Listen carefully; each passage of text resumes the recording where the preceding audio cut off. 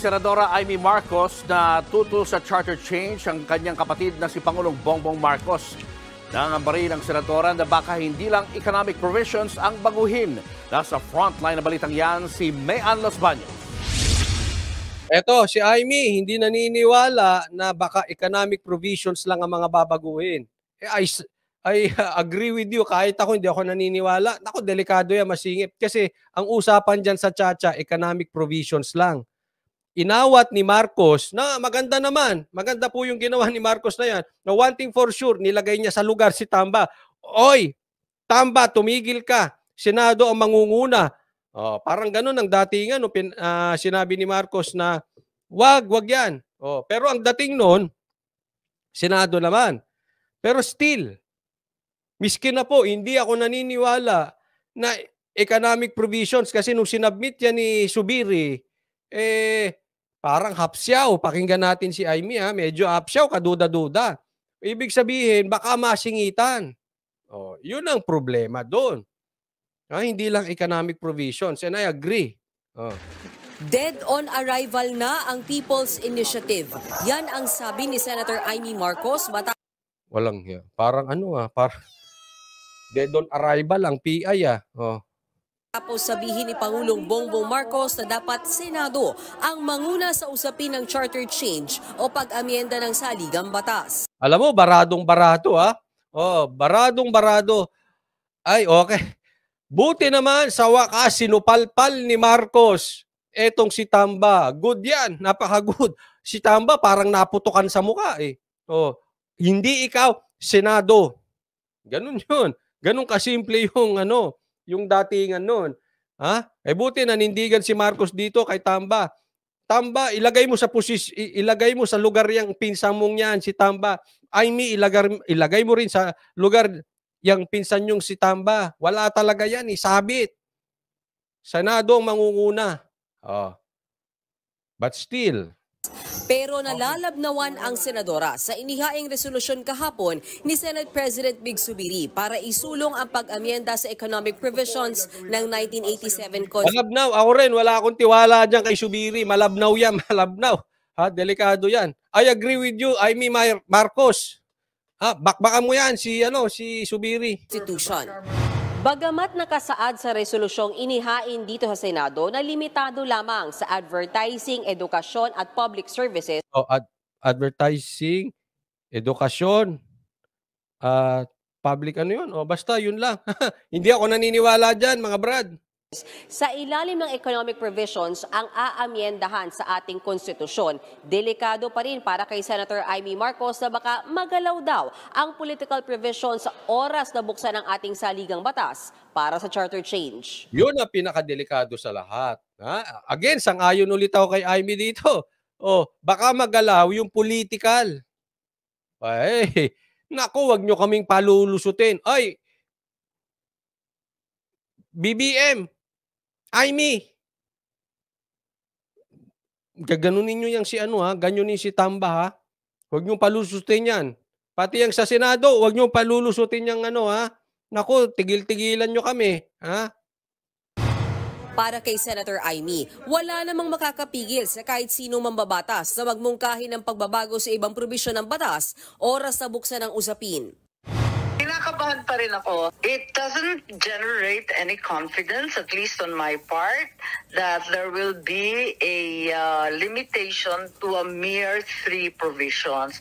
Baka masingitan na naman kami kasi hindi kami nag-iisip ng pasingit-singit, papuslit-puslit.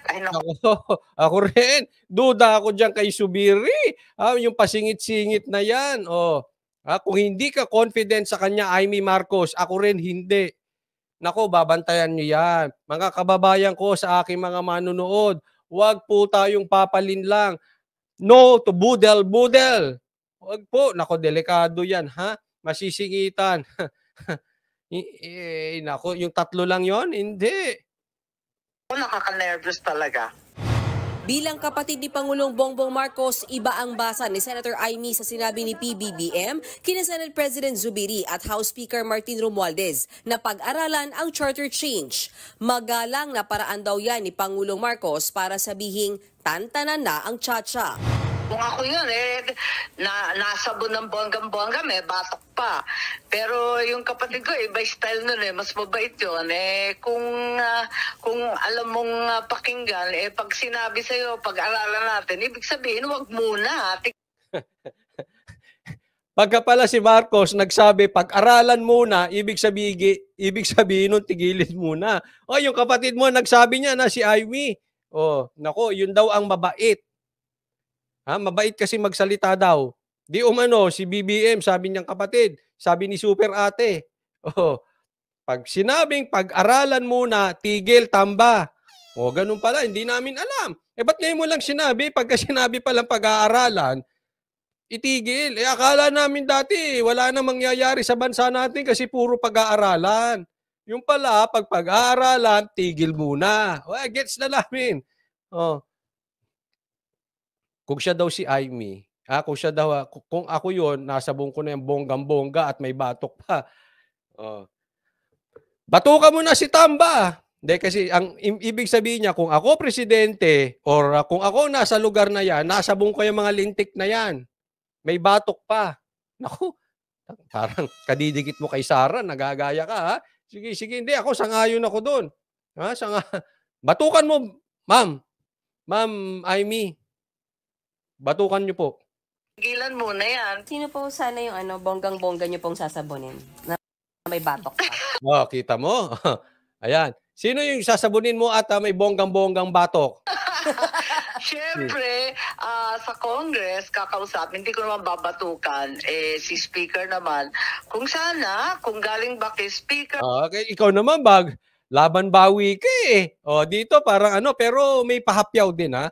Hindi ko, siyempre, sa Congress. Binanggit pa rin niya Congress. Ibig sabihin ni Amy, sa inyo, galing yung PI na yan. Hindi po mirrong PI. Political initiative o politico initiative. Hindi naman people's initiative yan. Politico initiative yan. Hindi ko naman babatukan si Speaker. Parang gano'n. Ang pinapatukuyan yan, bumawi lang siyang konti kasi hindi pwedeng diretso. Baka may libel, no? Hindi ko naman babatukan si Speaker. Pero kung galing kung kanino dyan sa liderato ng Congress, tigilan muna yan. Tutok muna tayo sa problema ng tao. Yan, alam mo.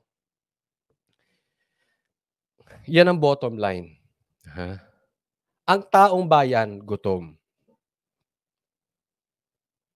Yang pagtatalo nyo sa People's Initiative na yan, wala pong kinalaman yan dito sa Sikmura.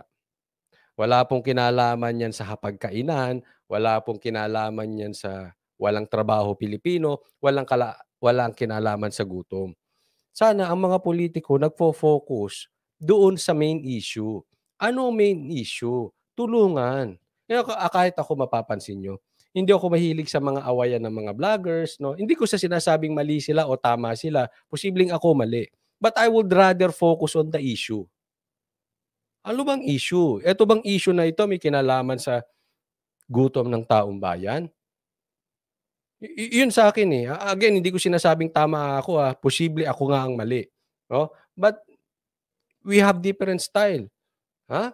Ako, style ko, focus ako doon sa issue na kinahaharap ng mga Pilipino. Sana ganyan din ang mga politiko. Focus tayo doon sa kinahaharap natin.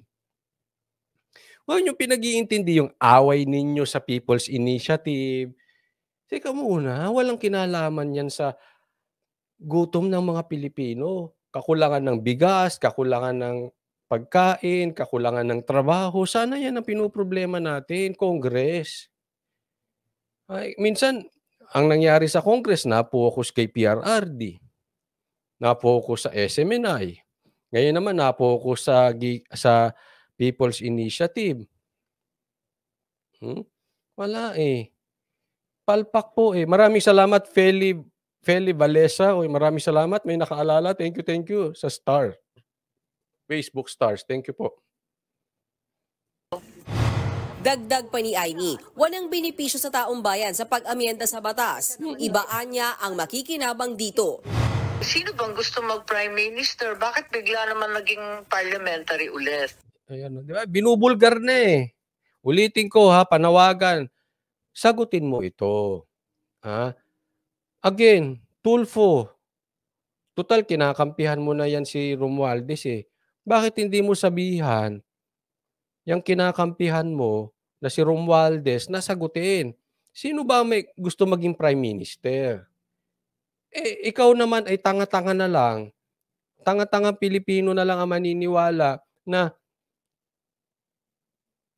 kung hindi si Tamba ang pinaparinggan dito ni Aimee. Bakit naging parliamentary ulit? Sino bang gusto maging Prime Minister? Sino bang gusto maging Prime Minister? Tingnan nyo isasagot niya. Sino pong gusto mag-Prime Minister? Yung hindi mananalo bilang Pangulo. Sino makikinabang sa PI at CONAS kapag ang tinalakay ay puro political provision? Diba? Sino ba? Sino ba yung lagi niyang sinasabi na hindi mananalong Pangulo? Sino ba yung may pangarap maging Pangulo? Si Tamba. At kitang-kita natin sa rating, bagsak po. Lahat na po nangyari. Ginawa na sa mga Duterte kay Sara para ibaba, nagkaroon ng madungis na pangalan, tinanggalan ng confidential funds, etc. etc. Pati si Duterte sa Davao, si Pulong, tinanggalan din. Lahat na po ginawa sa Duterte, bagsak pa rin ang trust rating. Sa madaling salita, mahihina po. Hindi talaga mananalo ang pagkapangulo. I would even challenge him. Tumakbo siyang bilang senador. Tingnan mo, hindi siya mananalo ulit. Yan po, Tulfo, sana payuhan mo. Total, pinagtatanggol mo na si Tamba. Payuhan mo, sagutin yung pinsan niya. Hindi lang puro tanggol. Convince. Convince nyo, walang magkaroon ng pakinabang ang taong bayan. Ano nangyayari sa Congress natin? Yung mga kanilang pinag-uusapan, wala nang pakinabang sa pang-araw-araw na kinahaharap ng mga mamamayang Pilipino. Palagay ko, ang taong bayan hindi makikinabang kasi panggulo lang yan, gastos lang yan. Gastos eh. Well, again, ulit-ulitin ko, I'm not against Chacha per se. Kailangan na rin mapalitan ang ating ibang batas. But not now. Gutom ang taong bayan, hindi maganda ang political status natin, ang gulo sa Kongreso. Bakit yan ang aatupagin? Wag muna. Kahagaling lang natin sa pandemic, tapos ganito ang politika natin. Pangit. Wala sa timing. Kabila niyan, itutuloy ni Senator Aimee ang pagpapaimbestiga sa Senado ng mga umano'y panunuhol at pag-ipit sa ayuda para lang makakuha ng pirma para sa People's Initiative. Samantala, suportado ng ilang senador ang resolusyong inihain ni Zubiri para kay Senator Robin Padilla na siyang chairman ng Senate Committee on Constitutional Amendments. Magandang balita para sa bayan ang pagbubukas ng diskusyon ng Chacha. Makatutulong anya ito sa ating ekonomiya. Yan ay kahit hindi kay Padilla ibinigay ang paunguna sa diskusyon. Kay Senator Sonny Angara raw ito ipahahawak. Sabi naman ni Senator Angara, ibang paraan ng Constituent Assembly o CONAS ang gagawin nila dahil hindi uupong magkasama ang Kamara at Senado. Sa ilalim ng CONAS, Kongreso ang siyang babalangkas ng batas. Ako, pagka ang babalangkas ng batas ay Kongreso, hindi ko type. Ang mangunguna, ang liderato ng Kongreso, hindi ko type. Pero kahit andyan na rin ang Senado, hindi ko pa rin type eh. But at least, kung andyan ang Senado, we have a chance, no? Pero pag Congress lang, taganin nyo. Malamang-lamang. Parliamentary na tayo. Baka may prime minister na. Nagbabalita mula